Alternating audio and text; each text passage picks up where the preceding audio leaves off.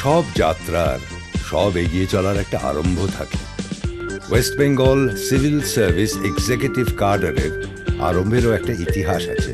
সেই প্রসঙ্গ তোলার আগে আমরা বিশ্বের সিভিল সার্ভিসের ইতিহাসকে একটু ছুঁয়ে যাই।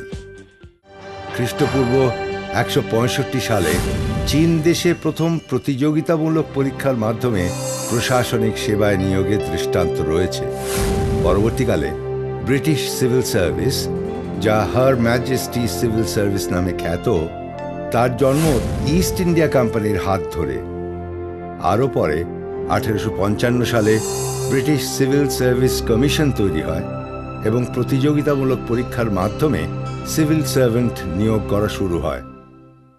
১৭৬৫ সালে যখন ইংল্যান্ডের রানীর কাছ থেকে ইস্ট ইন্ডিয়া কোম্পানি অখণ্ড বাংলা, বিহার এবং উড়িষ্যা শাসনের দেওয়ানি গ্রহণ করল, তখন তাদের রাজস্ব আদায় এবং ন্যায়ের শাসন প্রতিষ্ঠা করার জন্য কালেক্টর এবং ম্যাজিস্ট্রেট নিয়োগ করা প্রয়োজনীয় হয়ে পড়ল। পরে রেগুলেশন 9 জারি করে প্রথমে ১৮৩৩ সালে ডেপুটি কালেক্টর এবং পরে ১৮৩৪ সালে ডেপুটি ম্যাজিস্ট্রেট পদে সৃষ্টি করা হয়। এরা অচুক্তিবদ্ধ দেশীয় আধিকারিক অর্থাৎ নন কভেনেন্টেড অফিসার হিসেবে পরিগণিত হতে শুরু করেন এবং এদের মাসিক মাইনে ছিল কম বেশি ৩০০ টাকা। এরপর ১৪ এপ্রিল ১৮৫৯ সালে সেক্রেটারি অফ স্টেট লর্ড স্ট্যানলির জারি করা ফরমানে এই দুই পদের মিল ঘটে। ফলে প্রবর্তন হয় বর্তমানে চালু থাকা ডেপুটি ম্যাজিস্ট্রেট, ডেপুটি কালেক্টর পদের।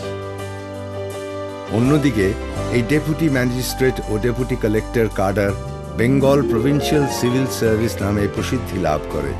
বর্তমানে এই কাডারের বয়স ১৫৩ বছর অতিক্রম করেছে।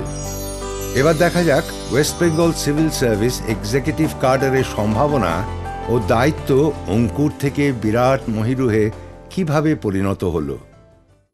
সরাসরি প্রতিযোগিতামূলক পরীক্ষার মাধ্যমে এবং কয়েকটি ফিডার সার্ভিস থেকে প্রমোশন পেয়ে প্রায় প্রতি বছরেই পাবলিক সার্ভিস কমিশন দ্বারা নির্বাচিত হয়ে কিছু আধিকারিক ডেপুটি ম্যাজিস্ট্রেট ও ডেপুটি কালেক্টর হিসেবে West Bengal civil service executive কাডারে যোগদান করেন।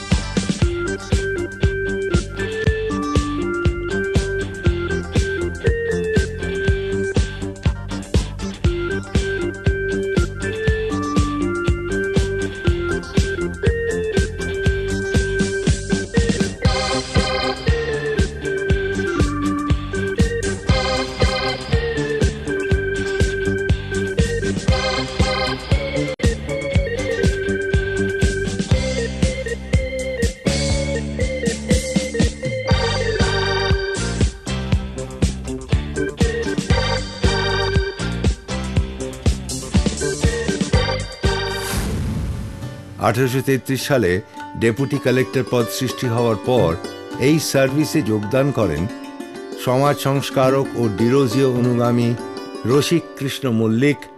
1837 সালে প্রবাদ প্রতিম সমাজ সংস্কারক ও ডিরোজিও অনুগামী তথা বর্তমান কোন্নগর শহরের রূপকার শিবচন্দ্র দেব 1838 সালে বাংলা রেনেসান্সের জনক রাজা রামমোহন রায় সুযোগ্য পুত্র ও ডিরোজিয়ান রামপ্রসাদ রায় 1838 সালে 1843 সালে ডেপুটি ম্যাজিস্ট্রেটের পদ সৃষ্টি হবার পর এই সার্ভিসে যোগদান করেন কীর্তিমান সাহিত্যিক তথা বঙ্কিমচন্দ্রের অগ্রজ সঞ্জীব চন্দ্র চট্টোপাধ্যায় 1857 সালে, জগৎ বিখ্যাত ও বাঙালির গর্ব বিজ্ঞানী জগদীশচন্দ্র বসুর পিতা ভগবান চন্দ্র বসু 1858 সালে।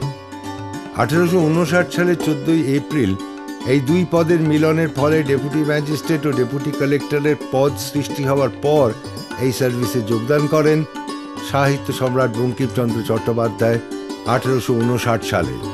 রবীন্দ্র যুগের অন্যতম মৌলিক কবি ও সাহিত্যিক নবীনচন্দ্র সেন 1868 সালে। পশ্চিমবঙ্গের প্রথম মুখ্যমন্ত্রী বিধানচন্দ্র রায়ের পিতা তথা সাহিত্যিক প্রকাশচন্দ্র রায় 1884 সালে। West Bengal civil service executive officers cadre Mahakaran বা রাইটার্স বিল্ডিং থেকে বৃহত্তর কলকাতার সীমানা ছাড়িয়ে জেলা শহর, মহকুমা শহর থেকে ব্লক পর্যায়ে, গ্রাম থেকে গ্রামান্তরে ছড়িয়ে রয়েছে।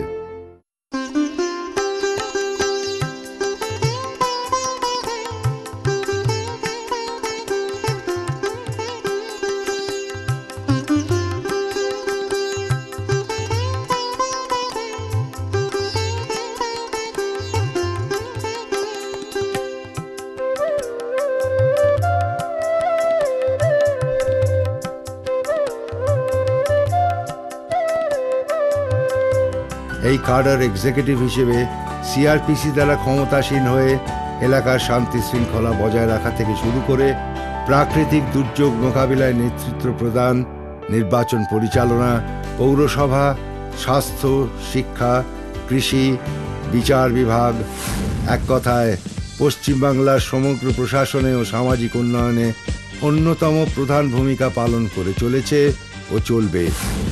এই মহাশপথে West Bengal civil service executive officers cadre অতীতে ও বর্তমানে এক উজ্জ্বল দৃষ্টান্ত হিসেবে নিজেদের প্রমাণ করেছে।